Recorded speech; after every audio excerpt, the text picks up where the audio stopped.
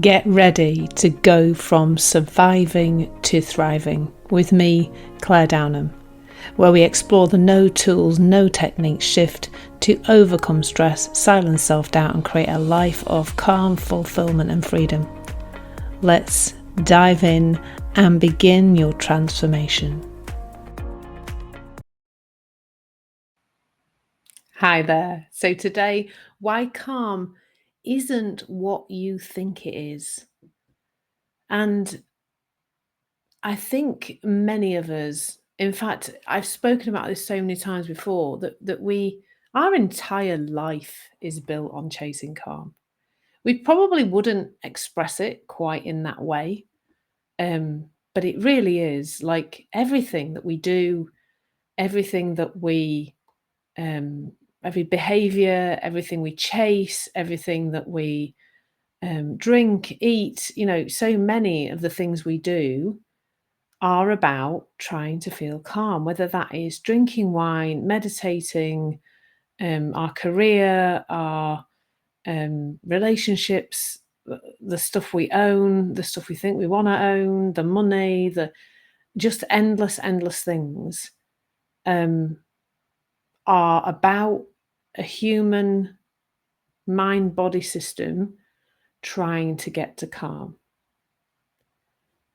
And at some point, many of us enter, a conversation like the things that I talk about in the Thriving Woman approach. We enter some kind of spiritual journey or a self-development journey or some kind of, the understanding I share is often called inside out understanding.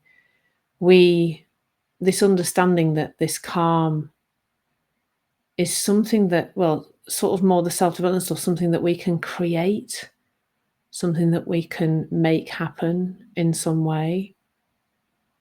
And that we then get into this chasing really of calm, and that can make it just more and more unattainable, because the irony is that as we try to make ourselves more calm, the absolute opposite is what happens as a rule. We try to remember the tools and techniques. We try to remember what somebody said to us about trying to be more calm. We notice more and more the discomfort in the body, the feeling of not calm. Let's just call it that. It doesn't really have to be called anything else.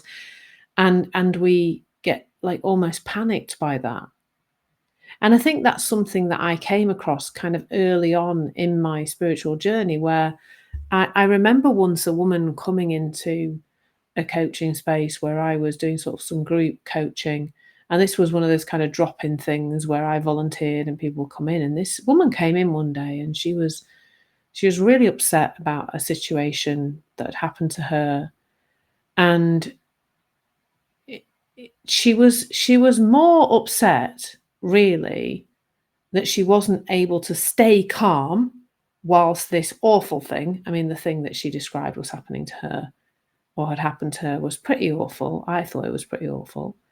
But she was mostly upset because she couldn't maintain the calm that she thought she should be able to maintain because she was on a spiritual journey. And I think all sorts of things can bring that to the fore, like meditation. Well, I'm doing enough meditation. Why is it I'm still shouting at my kids? Or why am I still steaming mad with my boss? Or why am I still reacting to something my husband or partner's doing?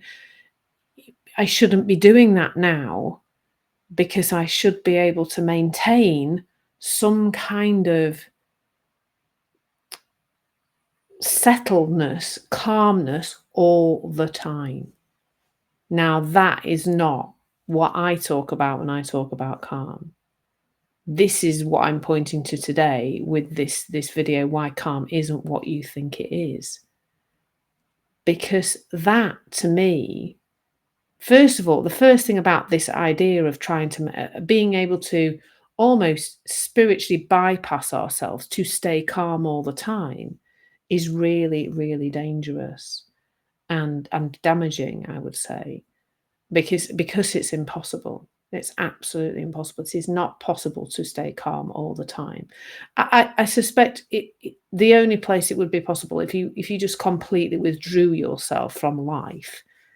Like, I suspect if you go to a silent retreat somewhere, or you go to a meditation center, or you go on any kind of retreat, and you're literally isolated from society, and you are in some kind of like false environment, you can probably stay calm more of the time, or all of the time possibly. But then even then, how quickly would it be that somebody would, feed you some food you didn't like, or somebody started like snoring during the meditation practice, and that irritation would come, wouldn't it? And well, it would for me. Um, so do let me know if that's not what happens to you. But that is that's so exhausting, I think, really, this trying to stay calm all the time when you are living a normal life. And, my lovely teacher, Clare Downham, she talks about lab work and field work. Like, the lab work is, you're listening to this, you're watching this, listening to it, whatever you're doing. You are reading some books, you're attending courses, perhaps you're part of the Thriving Woman membership, and you are, exploring these kind of things that I teach, or maybe you're with some other kind of spiritual journey.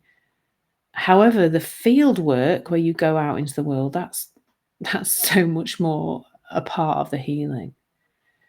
So the fundamental problem with this idea that we're supposed to be calm all the time, and then B, this idea that we can make ourselves be that, is that calm is the bedrock of who you are. Like, you are calm at your essence.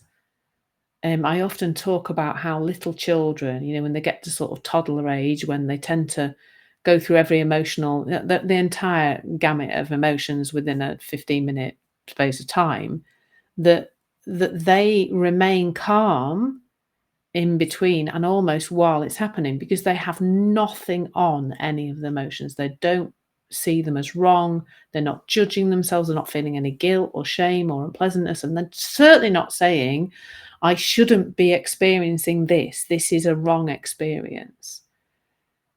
And so there's the flow that happens. And of course, for us who are, calm seekers, we end up disrupting that flow really by trying to be calm, instead of seeing that calm's the underpinning essence of who we are. And as a human being, for me now, as a human being, we're supposed to flow through the emotions. All emotions are welcome. All emotions are supposed to be here. They're all normal and natural. And again, another irony is that the more we see this, the more we experience that thing we're calling calm. It's just there more of the time. But we can get, I think frustration becomes more of the thing when calm feels like it's out of reach, feels like it's something we're not doing it right, or we're not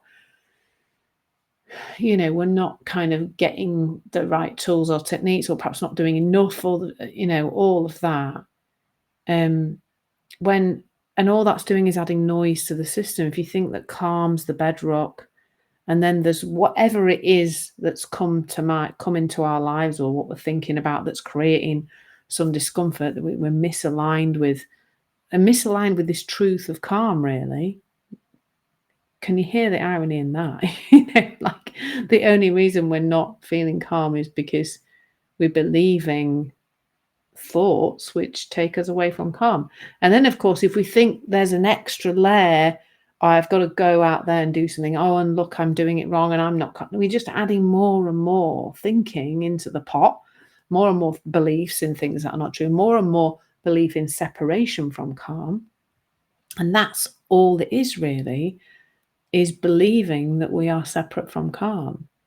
And the result of that is not feeling calm, which is the irony of it.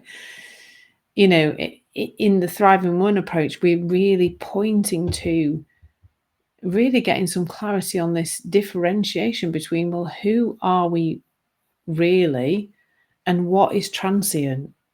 And everything that is not calm and peace and love and wisdom, everything that is not universal intelligence is not who we are. And as we start to see that, there is a settling into calm more of the time, just naturally. And there's also the ability or the realization of being calm when it's all going on. Like, I've spoken a few times about my experience of having a panic attack going across some stepping stones across water. And when I was observing that moving energy in my body that was, there was a lot going on. There was a lot of tension, there was a lot of stress, there was anxiety, there was weak knees, there was heart pounding, etc. There was a calmness that was observing that, almost, if that makes sense. Like, there was an underpinning calm that was just the observer of that. And that's who you truly are. And that's what I would love as many women as possible, as well as many humans actually, but I talk to women mostly. What as many women as possible can hear that, because it's so powerful. So thank you so much for listening in. I hope you found that helpful. Reach out, let me know, and of course, check out the Thriving Woman Masterclass if you want to find out more about this no tools, no techniques approach to go from surviving to thriving. So take care. Lots of love. Thank you so much for checking this out. Thank you for tuning in to explore your journey from surviving to thriving. For more insights and resources, please visit my website www.claredownham.com and explore the Thriving Woman Masterclass. Remember, thriving is within your reach. See you next time.